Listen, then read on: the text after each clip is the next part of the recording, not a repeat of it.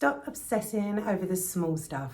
This video is for you if you're constantly stressing over small things and making them bigger than they need to be. I'll show you how to get back in control. My name is Angela and this channel is for people that want to crush intrusive thoughts and behaviours fast. I give you explanations and resources to help you regain control of your life.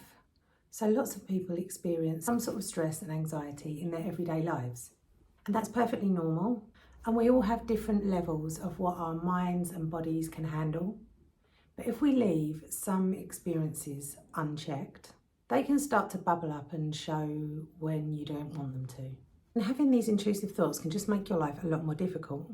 And as with all of high functioning anxiety, you might not even realise that it's actually anxiety, or even recognise it as you're still able to function externally and you're still successful at work and in your relationships, but it's the internal struggle that you go through every day.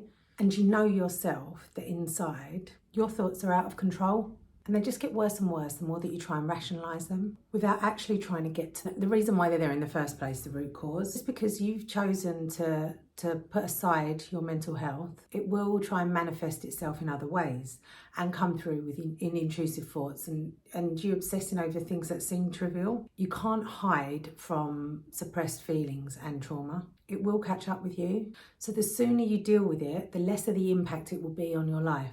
I have, say, 50-year-old clients. I've had a lifetime of these small behaviours. They've ignored them for so long, but then when they finally actually deal with the problem and become free, they're like, oh, why didn't I do this years ago? And they wonder why they waited so long. And half of it is the stigma of actually asking for help and knowing that there is help out there, and that these feelings that you think are quite trivial, they are affecting you and you deserve to be free from them. And people also don't realise that these small issues that you have had been adding up to sort of the subconscious issues that they've been hiding all of their lives. But then I've had younger clients who've been able to figure things out for their future. They can recognise patterns and learn from them. So I'm basically saying it doesn't matter what age you are, these anxious thoughts and behaviours can be resolved. So back to obsessing over the small things. Excessively worrying about everything can take a huge toll on your health, even if you don't want to admit to what you're worrying about.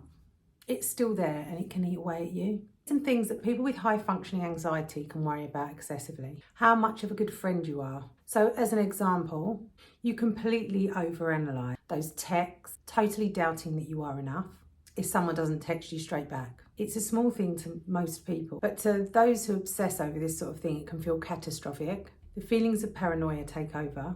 Because you don't say anything about it, you internalize all of that stress and worry.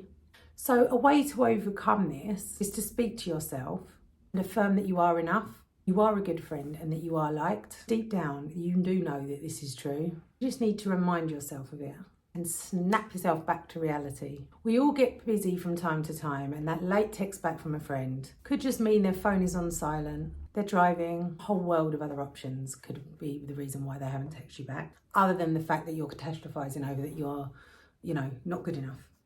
Another thing that people with high functioning anxiety obsess over, making decisions for you is a huge deal.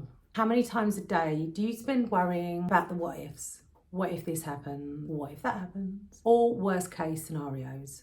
Constantly being unable to decide on small life choices can make you feel drained and confused. Now this can be down to a lack of self-trust, and ways to overcome this will be to work out what triggers you when you're at decision-making time. Stop your thoughts right where they are and try and sit with it. I've done a video on this as well, which I'll put at the end. What's laying underneath the surface? What is actually stopping you? What is it about the decision that scares you? What if it all goes right? What if you say yes, and that yes leads you to the best thing that's ever happened to you? Now, another thing with high functioning anxiety is obsessing over how you behaved with strangers. This is something that's come up recently. It's classic overthinking. From speaking to the person in the supermarket, to the person next to you in the train in the morning, you obsessively wonder whether people like you or what people think about you. Now again, I don't want you to tell you to never feel anxious. There is a healthy level of anxiety to be expected when you meet new people or in new situations, especially like your new boss, clients, or a potential new partner. This is all to be expected, and you could reframe it as excitement. You're excited to meet the new person, you're excited to start the new job, you're excited to get the new client.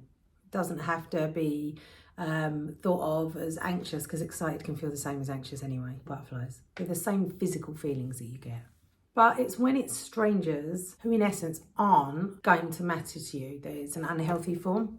Again, you need to just try and stop yourself, rationalise these thoughts and work backwards. Work back through the feelings and try and work out what started this thought process. Now, these are just a few things that you could be obsessing over.